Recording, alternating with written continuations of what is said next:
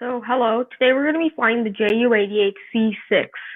It was a German night fighter, which was modified from the Ju-88 bomber during the Second World War. The Ju-88 bomber was actually first started being designed in 1935, and it was supposed to be designed aimed as a three-engine, high-speed aid bomber, which shouldn't have any armament, and it should be capable of carrying up to 1,000 kilograms of bombs. In 1937, though, Erich Unst of the German Air Ministry, he ordered it to be able to also perform the function of a dive bomber. And this is very tricky, but they did it in the end. And the Ju-88C6 was basically the variant of it, which had more cannons strapped to it and was turned into a fighter aircraft. It also could carry up to 500 kilograms of bombs. This specific aircraft, which I'm flying in War Thunder, carries three 20mm MG151 cannons, or MGFFMM, I could be wrong, and there are three 7.7 or 7.62mm machine guns, which provide us a lot of tracer support, I guess, but not much actual damage. In this video, I will be teaching you how not to shoot accurately, and I'll be showing you some of the effectiveness of its rare mounted ammo. Rare facing defensive armament. It carried three 7.7mm machine guns which faced backwards, and they were pretty effective for its time period. And you'll be seeing us being able to use it to some degree of success in this game. So anyway, right now we're climbing up to altitude, and we're going to be trying to hunt some bombers, because this thing can't really dogfight, as with most twin-engine aircraft. Some can, but most can't.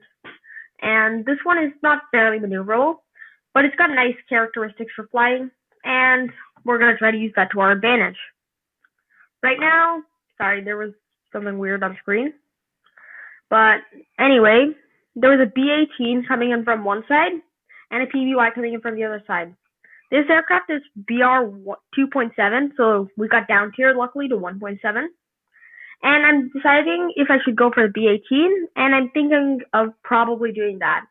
But I take a bit long for my decision making.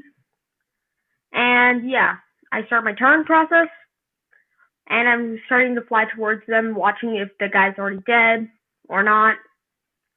And he's looking like he's about to just die. He's smoking a ton. Yep, and there he goes. So I decided to turn back for the PBY Catalina, because Ki-44s only carry two 12.7mm machine guns, which will not be able to take out much quickly. So we're just going to dive towards him. He's only 3 kilometers out. He should be easy meat for us, because three 20mm cannons and three machine guns, even though they're small caliber, absolutely shred.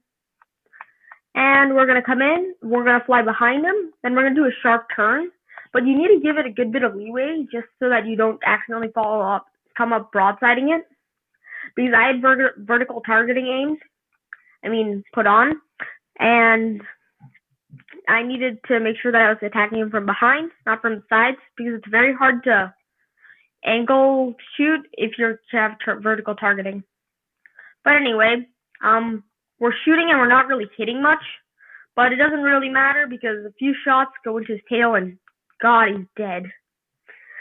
And yeah, that's a lot of important stuff falling down, and that guy's not gonna, make it home.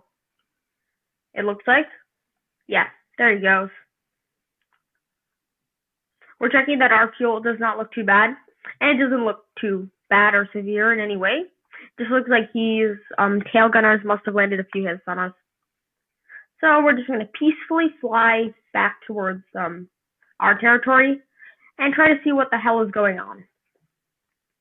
It's looking like so far in the match, both teams still have quite a few players who are still in a position to fight. And I'm just going to quickly tell someone that BF-109 over there not to kill steal for me, because kill stealing is not cool, people. Anyway, I noticed that there's these P-36, and I decided to ignore the entire enemy formation above him and go for him, because I decided to maybe help protect my fellow BF-109. I'm coming in, turning on him, and coming down on him, but I lose sight of him in the clouds, quickly regain it though. And it's going to be a bit of a chase downhill though, because he started from higher altitude, but I have better energy retention, so I should be able to catch up to him. And there we go, we're starting to catch up. But we're facing the problem that someone's shooting our butt off. And it's obvious it's an I-16 now. So I'm quickly trying to fly my plane and be able to get defensive fire on him. He's too far out for some reason and our gunners aren't firing. But there we go. We're just spraying and praying, and as you can see, it's quite a lot of lead, which causes other people to think twice because they don't know exactly what caliber it is. And it's really useful. And we're able to quickly just snag his pilot. It's 2 kills for us, and that's amazing. We're going to try the same tactics here with the P-36, but it has much heavier armament, as it has 2 heavy cal machine guns and 4 light caliber machine guns, compared to just 2 light caliber machine guns on the I-16. And our engines are quickly taken out. We try to cause some damage before we're going to go down, but we don't land too many hits. We land some though, and I think we had a pretty successful day. And that's our vehicle.